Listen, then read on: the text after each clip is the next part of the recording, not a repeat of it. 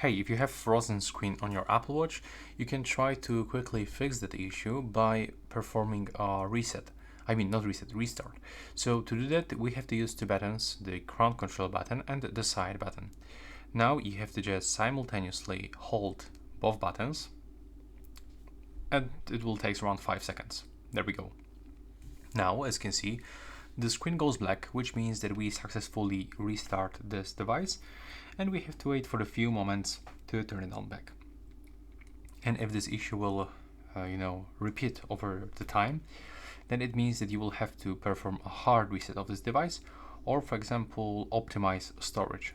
So delete some old mails, messages, call logs, website data, for example, remove some photos, music, and stuff like that. And also uninstall some applications. And you can also try to update a software.